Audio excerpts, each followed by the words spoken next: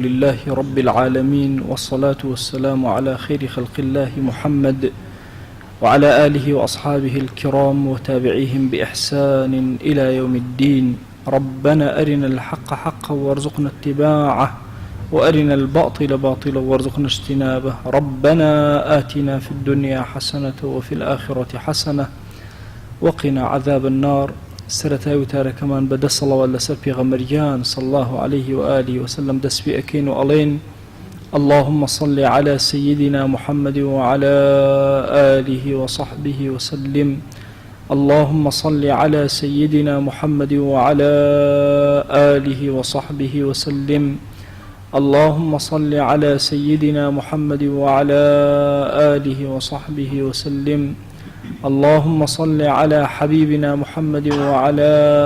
آله وصحبه وسلم. اللهم صل على حبيبنا محمد وعلى آله وصحبه وسلم. اللهم صل على حبيبنا محمد وعلى آله وصحبه وسلم. اللهم صل على شفيعنا محمد وعلى آله وصحبه وسلم. اللهم صل على شفيعنا محمد وعلى آله وصحبه وسلم. اللهم صل على شفيعنا محمد وعلى آله وصحبه وسلم. اللهم صل على شفيعنا وشفيع ذنوبنا وطبيب قلوبنا ونور أبصارنا محمد وعلى آله وصحبه وسلم تسليما كثيرا أبدا إلى يوم الدين. بەڕێزان و خۆشەویستانم، ئێمە چەند وتارێکە باسی قەڵای پۆڵاینی ئیسلام ئەکەین کە قەڵای ئوسرە و ماڵەکانە کە لە ئەمڕۆیە هەرچی کافر و بێدینی دنیاە کۆبوونەتەوە بۆ ئەوەی کۆتا قەڵا لە دەستی موسڵمانان بسەنن لە دوای ئەوەی شوڕای خلافەتی ئیسلامی نەما و اقتصادی موسڵمانان داگیر کرا و زانستی موسڵمانان بە هەدەرا برا. هەمووان پێکەوە هێرش ئەکەن بۆ ئەوەی قەڵای ئوسرەی ماڵەکان کۆنتڕۆڵکەن و کۆتایی پێبێن، چونکە ئەوان ئەزانن هەتاوەکو ئەم کارگە گرنگە ما بێت ئومەتی ئیسلامی هەر لە پرتە و لە زیادبوون و لە هێزدایە. ڕۆژ بە ڕۆژ جیلی نوێ و هێز و توانا و تاقەی تازە یەنە ئاراوە. ئەگەر ئینسان سەیرێ بکات هەر لە مێژووی کوردستانی خۆمانە لەوە ئەچێت لە ساڵی پەنجاکانە بۆ ترایە ئیتر وردەوە لە ئیسلام ئەکوژێتەوە. بەڵام ئەلحەمدولیلا لە ئەمڕۆیە ئەبینێ ڕۆژ بە ڕۆژ پرتەوی زیاتری مزگەوتەکان و هێزی زیاتری لاوان لە کوردستانە بە جوانی ئەبینرێ. حیجاب زۆر بە جوانی لە ناو زانکۆکانە ئەبینرێ. سیمای موسڵمانان، ڕەنگی موسڵمانان، دەنگی موسڵمانان، ڕەوشتی موسڵمانان کەس ناتوانێت لە ناوی ببا و کۆتایی پێبێنێ، چونکە خوا جەل جەلالوو خۆی پارێزگاری لە دینەکەی ئەکات و خۆی پارێزگاری ئەکات لەوەی کە ئەم ئومەتە ڕۆژێک لە ڕۆژەکان پاک بێتەوە و ساغ بێتەوە بکەوێتە سەر قاچەکانی خۆی. بەڕێزانم، ئەوەی لەسەر شانی ئێمەیە دیفاعکردنە لەو قەڵایی کە لە بەردەستی ئێمەیە و ئێمە ئەمیر و گەورەین. ئەمە گرنگە بە نیسبەت ئێمەی موسڵمانەوە کاری لەسەرکەین. ئەمڕۆ ئەمەوێ سەرنجتان بۆ یەکێ لە بابەتەکان ڕابکێشم کە بەڕاستی کافران و بێدینان زۆر ئیشیان لەسەر کردووە. بزانن بۆچی مناڵی ئێمە ڕێک دەرئەچێ، مستەقیم دەرئەچێ، عاقڵ دەرئەچێ. هاتوون دیراسەیان کردووە و بە حەملەیەکی عەلامی زۆر گەورە لە هەموو جیهانە و بە هەوڵێکی زۆر گەورە دۆزیویانەتەوە. ئێستا ویستویانە ئەمە لە ناو ماڵەکان و لە ناو قوتابخانە و لە هیچ شوێنەکە نەهێڵن بۆ ئەوی تەواو ئێمە دەستبەردار بین، ئەویش بریتێ لە عقوبەی منداڵ. ئەم فکرەی کە ئەمڕۆ هەیە بە ناوی مافی مرۆڤ کە زۆر کات ئەگەر لە ئەوروپا بارانێ ببارێ لەوە ئەچێ خەڵکێکی بەناو مفەکیری کورد، بەناو ڕۆشنبیر کە من ناو لە ناو ڕۆشنبیر کە چۆن پاساری ماڵ دەرچوو عەقڵیان ئاوە وەستاوە ئەوەندە زیاتر ناکات و تەجاوز ناکە، دێن یەکسەر لێرەوە چەتر هەڵ ئەدەن. دواتر سیرەکەی کافران و بێدینان یەنەوە سەر فکرەکەی باو باپیری ئێمە، ئەمانیش مەجبور دنیایەک کاتی خۆیان کوشتووە اینجا یەنەوە سەر فکرەکەی باو باپیری ئێمە. ئێمە خۆمان هەمومان بە چاوی خۆمان هیچ کەسێک نییە نەبینێ کە کاتێک دار لە قوتابخانەیە هەبوو قوتابەکان چەند پێشکەوتوو بوون کە دار نەما چی لێ هات، کە حرمەت و سەنگی مامۆسا هەبوو لە زانکۆیە، زانکۆ چەند لە بەرەو پێش و پرتەوا بوو، ئێستا کە سەنگی ماوەسایتیان نەماوە زانکۆ چەند لە دواوەیە. ئەتوانم بڵێم ئەگەر کەسێک چەند ساڵێک لەمەوە پێش تا 6 ئیبتیدایی خوێندبێت ئێستا لەگەڵ دەرسوێکی زانکۆیە هاوتا ئەبێتەوە لە ئاستی نووسین، لە ئاستی خوێندنەوە، لە ئاسی ڕۆشنبیری و تێگەیشتن و ثەقافەت لە هەموو بوارەکانە. ئەمە لە کەسێکی غەریبەوە نابستن بە زانکۆ، لە کەسێکەوە کە خۆی بۆ خۆی لە ناوە زانکۆیە و خۆی دەرسەڵێتەوە لەو شوێنە و خۆی حاڵەکان ئەبینێ. بۆیە عەزیزانم ئێمە پێویستمان بەوەیە هیچ گوێ بە کافر و بێدین و زمانی ئەوان نەدەین. ئەگەر بەگوێ کافران و بێدینانمان بکردایە 20 ساڵی ڕەبەق کافران کاریان لەسەر ئەوە کرد کە خەتەنەی پیاوان قەدەغەیە و پێچەوانەی مافی مرۆڤە. زۆر کەسە بوو خۆی دۆڕان لەو مەیدانە، زۆر مەلاشە بوون وتیان حرامە لەو زەمانە نابێ بکرێ و بۆ تەندروستی ئینسان باش نییە و بەڵام دوایی ئەوان خۆیان هاتنەوە سەر ئەو قەناعەتەی کە هۆکارێکی زۆر خەتەرناک بۆ مەسەلەی ئایدز بریتێ لە خەتەن نەکردنی پیاوان، بۆیە هەر هەمویان هاتنەوە سەر ئەوە هەموو ئەوروپا سەرەی گرت بۆ ئەوی خۆیان خەتەنە بکەن و خۆیان لە نەخۆشی ڕزگارکەن. بۆیە لە نەتیجە هەردێنەوە سەر ئەم فکرەی ئێمە لە بەرنامەی پیرۆزی خۆمانە هیچ کاتێک سڵ ناکەینەوە لە دەقێکی قورئان و سوننەکە هاتبێ باسی ئەکەین و دیفاعی لێ ئەکەین بە پێچەوانەی ئەوەی کە هەر دەقێک کافر و بێدین وتی خراپە ئێمەش بڵێن نییە، نەخێر. پێغەمبەریان صلی الله عليه و آله وسلم ئەمری پێکردوین ئەفەرمێ مناڵەکانتان لە 7 ساڵەوە فەرمان پێ بکەن بە نوێژ، لە 10 ساڵەوە لێیان بدەن لەسەر نوێژ، لە 7ەوە ئەمری پێ بکە فەرمانی پێ بکە لە 10 لێ بدە. زانایان ئەفەرمون ئەمە تەنها باسی نوێژ نییە، ڕۆژوو ئەو هەیە، حیجابی ئافرەتێکی بچووک ئەو هەیە. وەداخەواڵە ئەمڕۆ لەوە چێ مناڵێکمان هەبێ لە 6 ئیبتیداییان پێمان وایە مناڵە هێشتا لە 7 ساڵیەوە فەرمانی پێەکەی بە حیجاب، لە 10 ساڵیەوە بۆت هەیە ئەی باوەک لێی بدەی لەسەر حیجاب. با ئێمە باسی ئەوە بکەین بزانین عقوبە لە ئیسلامە چۆن باس کراوە، چۆن و چ شێوازێکە. ئێمە تەعذیبمان هەیە لەگەڵ عقوبە، بێم دوو کەلیمەی لە یەکتر جیاکەینەوە. تەعذیب بە هیچ شێوازێک لە دینە نەهاتووە، بەڵام عقوبە هاتووە. پێویستە مناڵ عقوبە بدرێ، ڕێک بکرێتەوە. خوا جل جەلالوه بە عەزەمەتی خۆی ئینسانی دروست کردووە، لە بەرامبەرە پاداشت و سزای بۆ داناوە. ئەفەرمێ من عمل صالحا فلنفسه ومن أساء فعليها وما ربك بظلام للعبيد. ئەو کەسەی چاکە ئەکا بۆ خۆی ئەکا، کردەوەیکی خراپەکە بەسەر خۆیان ئەشکێتەوە تا عقوبەی ئەدەم. خوای گەورە زوڵمیشی نەکردووە لە عەبدەکان کاتێک بەهەشت و جەهەنەمی بۆ داناون، ئەوەی چاکەکارە پاداشتی ئەداتەوە، ئەوەی خراپەکارە سزای ئەدا. کابوو عقوبەدان بەشێکە لە خەسڵەتی ئینسانیەتی ئینسان. هەموو ئەگەر ئێستا سەیری عەقڵی عالەم کەیت، هەموو جیهان هاتووە کۆمەڵی سزای داناوە. هیچ یاسایەک نییە، نە نێو دەوڵەتی، نە ناوچەیی، نە حتا عەشیرەتی، نە حتا بنەماڵەیی، حتا ناوماڵی ئەبێ سزا و پاداشتی تیابێ. فەرمو جاری وا هەیە کەسێک لە نیو چرکەیە کەسێک ئەکوژێ، حکمی هەتا هەتایی ئەدرێ بەسەرا. باشە هەتا هەتایی لە بەرامبەر نیو چرکە ئەکرێ، بەڵێ عەقڵی ئینسانیەت قبوڵی ئەکا، چونکە پێویستە ئینسان سزای هەبێ بۆی بگەڕێتە دواوە، بۆی عاقڵ ببێ، بۆی تێبگا. عەقڵ لە ئینسانە بە معنای بەستنەوە دێ. ئەگەر کەسێک عەقڵی نەیبەسێتەوە ئەبێ زەمانە بیبەسێتەوە، ئەبێ یاسا بیبەسێتەوە. چۆن ئێمە لەم وڵاتەیە عقوبە دائنێن بۆ ئەو کەسانی سەرپێچی ئەکەن، ئەی چۆن ئەبێ لە ناو ماڵەکانە عقوبە و سزا نەبێ؟ بۆیە ئەم فکری کە کافر و بێدین هێرشی ئەخاتە سەر و تیشکی ئەخاتە سەر لە ناو ماڵەکانە هەدەفێکی تری هەیە، ئەویش ئەوەیە ئێوە مناڵەکانمان بەرەڵا بن. ئەگەر نامەبەستی ئەوە نییە کە بێت حیفاز لەسەر مافی منداڵ و نازانم ئەم شتانە بکە. ئەمانە هەمووی وشەی جوان جوانن لە شێطانەوە بۆیان ماوەتەوە. شێطان بە ئادەم و حەوای نەوت وەرن دارێکتان پێ بڵێم لە بەهەشتاتان کاتە دەرەوە.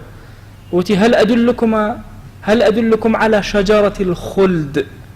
ئەرە پێتان بڵێم داری هەتا هەتایی کامەیە؟ ئێوەش حەزیان کرد داری هەتا هەتایی کامەیە.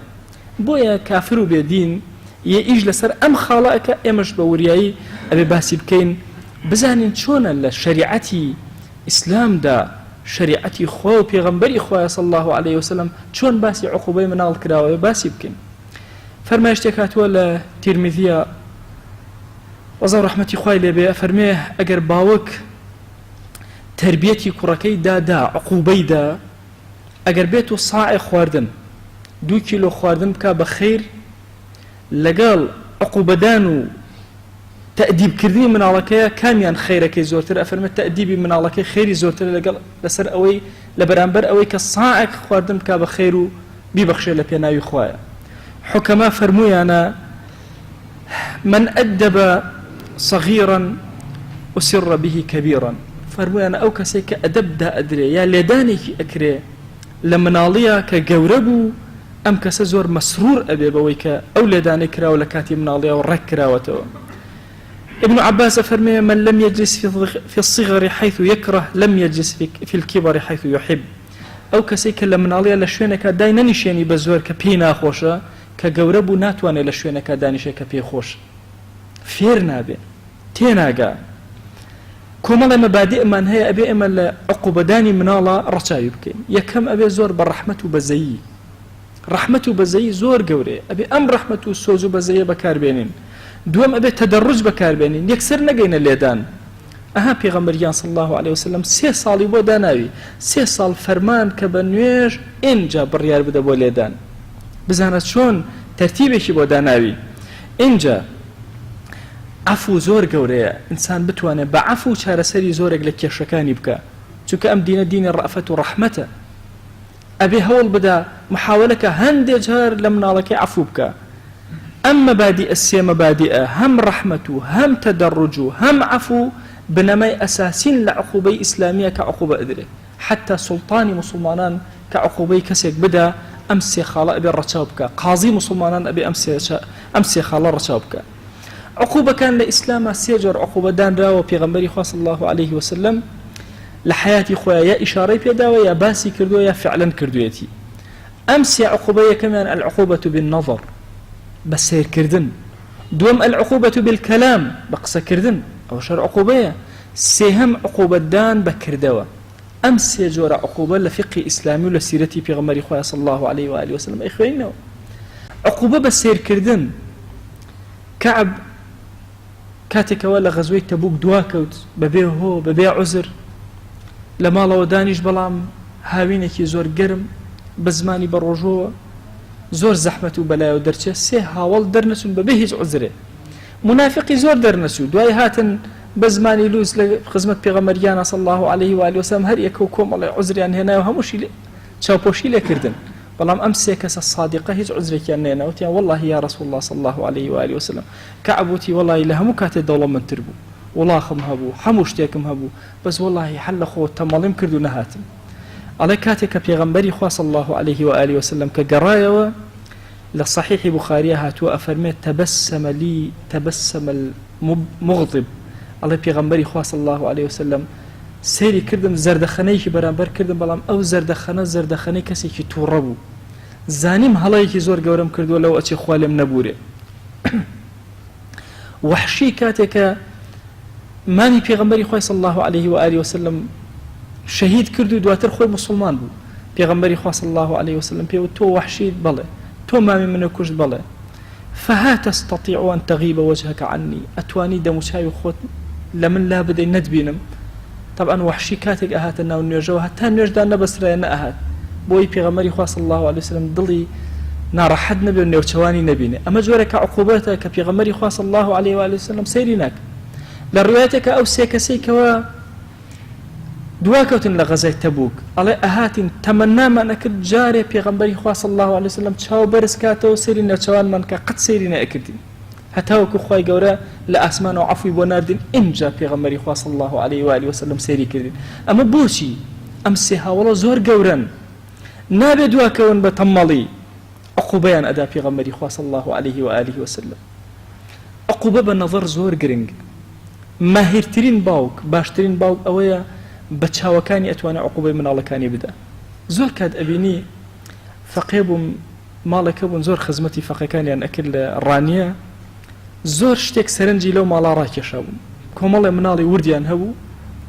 کوڕێکی زۆر عەجوولی بچکۆلەشیان هەبوو هەموو جارێ کە ئەچوون مناڵەکە ئەجوڵا دایکی سەیری ئەکرد مناڵەکە دانیشت بە سەیرکردنێک سەیر زۆر گرنگە بە نیسبەت دایک و باوکەوە بزانن چۆن بەکاری ئێن لەگەڵ مناڵەکانیانە ئەبێ ئەو مناڵە بزانێ دەموچاوی باوکی کەی تووڕەیە کەی هێواشە کەی لێ عاجزە کەی گرژە چۆنە ئەبێ ئەم باوکە تەمرین لەسەر چاوەکانی کردبێ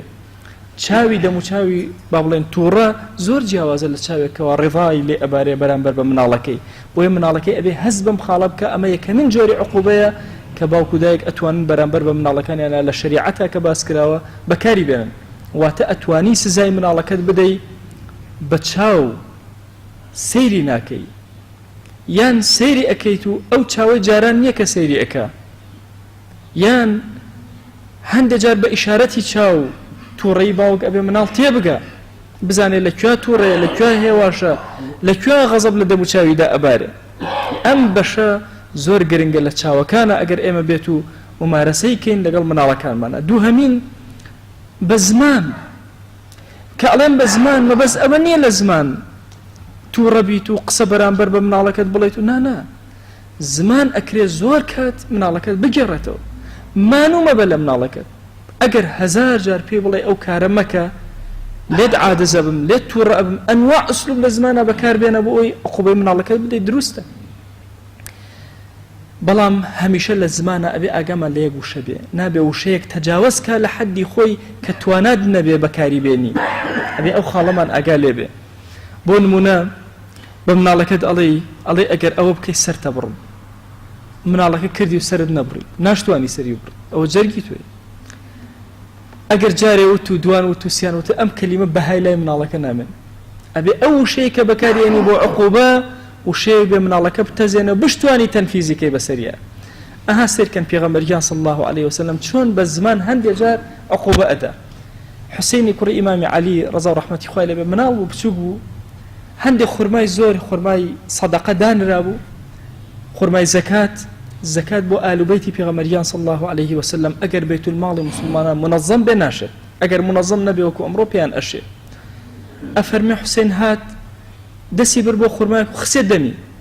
پێغەمبەری خوا صلی الله عليه و آله وسلم لە دوورەوە چاوی لێ بوو هاواری لێ کرد کەخ بەپەلە لە زمانی ڕاکێشا و دەری هێنایەوە فەرمووی ئەمە بۆ ئالی محەممەد نەهاتوە صلی الله عليه وسلم کە لێی بخۆن لێی سندەوە لە ڕوایەتێکە ئەفەرمێ بە ئەندازی خورماکە تەصەدوقی کرد پێغەمبەری خوا صلی الله عليه وسلم ئەو خورمای کە کەوتە دەمی حوسێن هێنای پارەی داناوە یا خورمای داناوە لە جێگەیە لە ئەو سەدەقەی کەوە ئەم دەسی بۆ بردبوو سەری ئەم وشەیەکە تەنبیهی ئەکا پێغەمبەری خوا صلی الله عليه و آله وسلم کەوا بوو ئەکرێ بە زمان هەندێک جار عقوبەی مناڵ بدرێت تەوبیخ بکرێ سەرکۆنە بکرێ ناکرێ مناڵ بەرەڵا بکرێ هیچ حسابێک نەکرێ ئەوەی کە ئەمڕۆ کافران و بێدینان ئەیانەوێ کە مناڵەکەت نەکەی قسەیەکی بەرامبەرکەی نەکەی نەوەکو دڵی بێئێشێ مناڵ بۆ کەیفیەتە نییە شاعرانی کورد زۆر عاقڵ بوون لە باسی هەتیوە پیرەمێرد قسەیەکی زۆر جوانەکە ئەفەرمێ لەبەر ئەوەی باوەک تەواجودی نییە هەندێک جار لە میلەتی ئێمە هیچ کەسێک بە هیچ شێوازە کەلیمەیە بەرامبەر بە هەتیو ناڵێ ئەڵێ ئەمە ڕنگدانەوەی هەیە لەسەر هەتیو دوای سێرەکەی هەتیوەکە ئەدەبی کەم ئەبێ ئەگەر کەسێکی عاقڵ سەرپەرشتی نەکردبێت دایکێکی وریا سەرپەرشتی نەکردبێت بۆیە کە باسی حەزرەتی محەممەد المستەفا عليه الصلاة والسلام ئەکا ئەفەرمێ هەتیو بە ئەدەب علامە ژیر بێ ئەفەرمێ گەورەی لەمە زیاتر چی بێ هەتیو بە ئەدەب علامە ژیر بێ ئەفەرمێ گەورەی لەمە زیاتر چی بێ کەسێ هەتیو بێ هیچ کەس هیچی پێ نەوت بێ کەچی زۆر بە ئەدەب بێ و علامەش بێ و ژیریش بێ بۆیە پێویست ئەکە مناڵ زمان بەسەریەوە بێ عقوبەی زمان بەنسبەت مناڵەوە زۆر گرنگە وا تەسەور نەکەی مناڵەکەت کە عقوبەی زمانی بدە یا هەڕەشەیەکی لێ بکەی قسەیە بەرامبەری بکەی وا تەسەورکەی ئەمە تۆ جۆرێک لە ناشەرعیت کردووە یان با بڵێن عقوبەت داوە یان دڵی مناڵەکە شکاوە یان مناڵەکە بچووک دەرئەچێت نەخێر بەعکسەوە هەر مناڵێ بەرەڵا کرا بچووک دەرەچێت هەر مناڵێ بەرەڵا کرا بچووک دەرەچێت ئیمامی غەزالی ئەفەرمێ هەر مناڵێ فەرامۆش کرا لە مناڵیە قەد ئەدەبی دانادرێت لە گەورەیە نابێتە کەسێکی قودوە لە ناو کۆمەڵگە و مجتەمەعە بۆیە ئەبێ عقوبەی مناڵ لە ڕووی زمانیشەوە ئاگامان لێ بێ عقوبەیەکی تایبەتە پێغەمبەریان صلی الله عليه وسلم هەر لە عقوبەی زمانە جارێکیان جاریەکی بچووکیان هەبوو لە ماڵەوە خادیمەی خزمەتی ئەکرد پێغەمبەری خوا صلی الله عليه و آله وسلم ناردی بۆ کارێک نەهاتەوە هەر نەهاتەوە چەند جارێک نەهاتەوە پرسیاریان کرد نەهاتەوە پێغەمبەری خوا صلی الله عليه و آله وسلم خۆی چوو گەڕا بە کۆڵانەکانی مەدینە تا لە شوێنەکە دۆزیەوە سەیری کرد یاری ئەکە دسي قر فرموي لولا خشية القصاص يوم القيامة لأوجعتك ضربا أجر بها ترسي أو نبوة لقيامتها خوا عقوبم أدا قصاصي أم لدانيتهم لور أجريتوا آزارم أداي باليدان آزارم أداي باليدان أم فرمايشتي في غمري خوا صلى الله عليه وآله وسلم زور قوري آزارم أداي باليدان طبعا مسألة قصاص بابتك زور قوري لقيامتها لفرمايشتها تو والله بياوك جوين بخزانكي بدا جوين بمنالكي بدا جوينك كرامتي منالكي خزانكي بين تخوارو بون من جويني بيبدا كلمه كتعبير الزنا بدا افرمي للرجي قيامتها لبردم خلائقه افرتك اللي بيد صلاه قسناك لبردم مخلوقاتها هرهم ويخوارات تقري اللي داري حد اللي اد منالك شبه من شواز بو يفرمي اجر ترسي قصاص نبي لا اوجعتك ضربه اگر تسی قصاص نبی لروجی قیامتا است چون زور مندو بوتا گرادوزیو است آزارم پی اگاندی بلیدان لی ندا بلام ام کلمه ترساندنی ام جاریه بوی جاری کتر ام غلطه نکا اما پروردهی مناله پیوست منال سامو هیبتی باوکی بسر و بتایبتی باوک زور گرنگ سامو هیبتی باوک بسر مناله و هبه منا همو باوکی لکومالگای اما باوکی کی برزه بلان براسي أبي باوك سامو هيبتي هبه لما الله أبي منال ترسي كان لباوكيان هبه أما واجبك شرعية سير كان أقر باوك هيش بهايك نمين لما الله منال شيئك كي كنتروليك دايك شو نتواني كنترولي منالك أقر هيبتي باوك وقوري باوك نبي بويا عزيزانم أم كلمي بيغمبري خواه صلى الله عليه وسلم مجالك بو إما هند جار أكريم منالك بترسيني هما هر عقوبة بزمان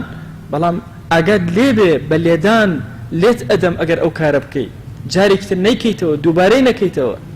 بابچی نسر عقوبه لیدان اهل شریعت اسلامی عقوبه لیدان هيا بله وكو عرزم كردن لفرمايشتي پیغمبريانا صلى الله عليه وآله وسلم هاتوا كفرمويتي لما لقد بدأ لدى الصالية لسر نير لسر طاعت لسر خواناسي لي بدأ باشا دصال بالغ بوا نخير دصال تكاليفي لسره نخير نيج لسري واجبه نخير اي بو پیغمبري خوا صلى الله عليه واله وسلم امريكات بوي كلي بدا طبعا هندي افكار هاتون كافر وبيدين هرشي بلي هندي مسلماني دوراي خوشمان هن اوشتانه دوباره كانوا اي شرعينا يتر سواء ملائكه داعيه كركسكي ابي اقام له مفهوم غلطانه به اما مفاهيم شريعتها اما الدقل لشريعتها هاتون بويا امنا لحجي لسرنيه بلان بو پروردي پیغمبري خوا صلى الله عليه وسلم اذن ادا لسر ليداني افرمي للرواياتك هاتوا اقرتي ضعفي كيتيا افرمي علق الصوت حيث يراه اهل البيت داركت هل واصل لشينك هم مال بيبيني بكاريمين بس هل يواسبوي بزانا دارك هي ريشان اكاتو العصا لمن عصى عربوتو يعني قوشان بو كسيك لارا نقبوها مكس بو كسيك لارا طبعا العصا لمن عصى يكل بندزور مشهورة كان لنا عربا طبعا هردو عصاك وشي عصا هر خوي بخوي لا أولا ولا شي وهاتو لا عصيانة وهاتو يعني بو كسيك عصيانك يعني استيام إخوان بيالين قوشان يعني قالوك طبعا العربية هر بناوي عصا وهاتو يعني أم داري كبمشي وازي بو عصيانة إثر عصياني آجلك عصياني مروفيك منالك هر شوازك بلام كومالي قاعدة هي اللي دانا أبي أقام الليبي كابو الشريعة مجالي تويدا ولا منالك بدأ تربيتي دا بدأ ضلنياش بن فكري دنيا يتوسر أما فكري دنيا هرهم يتوسر أما مدتي كتير بزانا دارنا يتونا ومكتب أم قصي من ورقرن أجر ممنون نبون دارمان دايو دسي ما وصح قصتان شو الزمن برا أروى استأوت لأوروبا عقوبات دا أنواع جوري عقوبات بيلي لإكرته بوي منال برشيا برو بكسواني ويكا أجد لم خلانه بك في غمريان صلى الله عليه وسلم يا بلام شريعة دايناوا بو أوي لمسائل لدانا أجد لي أو من عليك عقل فهمي لدانا كان بلي بدري أو من علي فهمي لدان ناكا نابي لي بدري أو من علي زاني زجر نور ناقرب لدان تو نابي لي بدي هركاتي لدان دس بكر نابي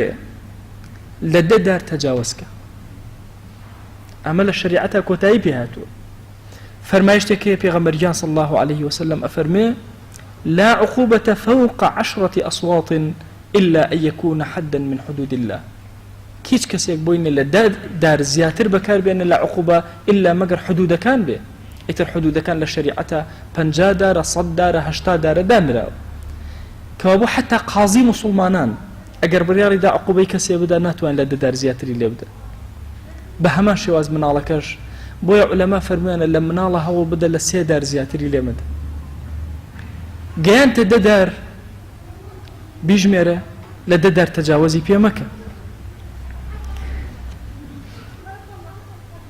خاليشت اللواني اللي أبي الرساو بكري لمسألة اللي دانا شوينا حساسة كاني إنسان نابي اللي بدري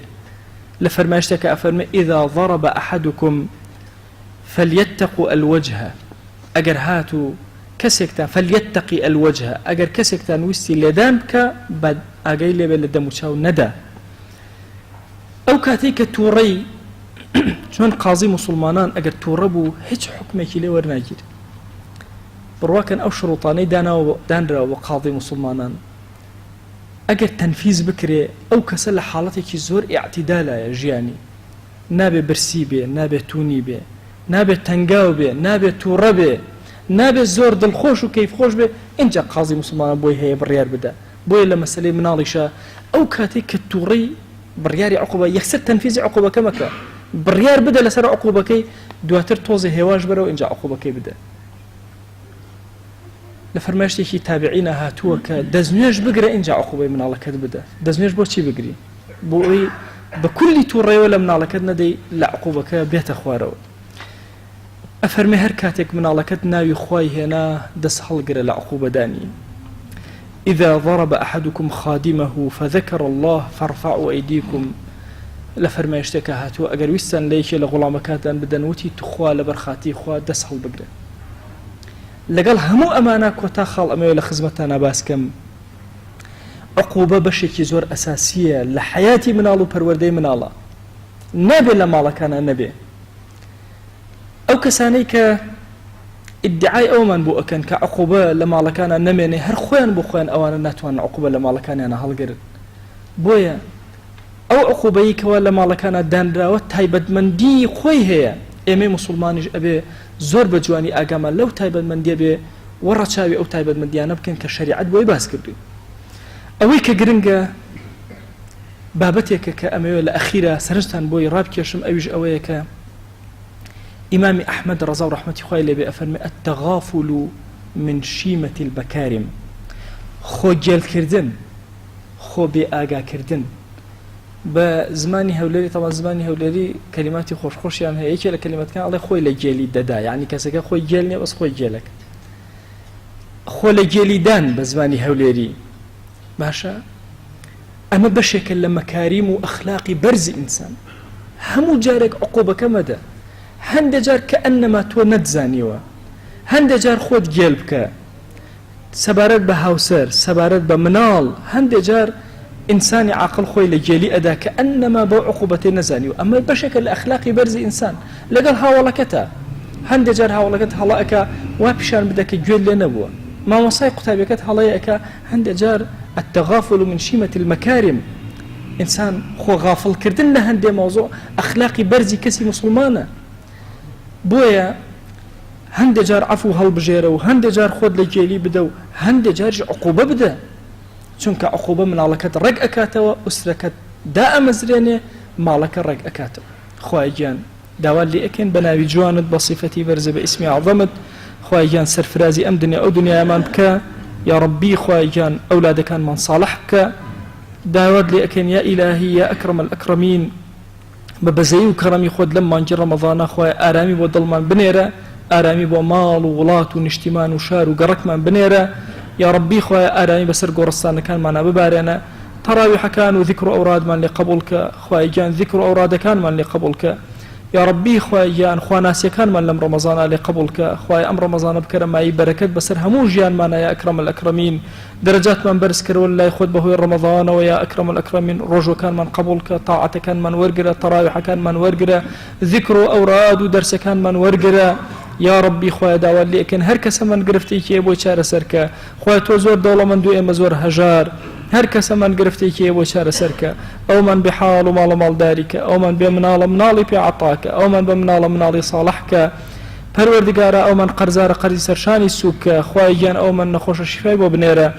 پەروەردگارە داوات لێ ئەکەین ئەومان تووشی کێشە و گرفت و مەشاکیل ئەکاتووە کە ناتوانە دەری بڕێن لای تۆ نەبێ یا ڕەبی خوای بەهانایە وەرە ئەومان گونەهبارە عەفوی بکە یا ئەکرەم الئەکرەمین ئەومان ڕزقی سوار و کەم ڕزقی حەڵاڵی زیادکە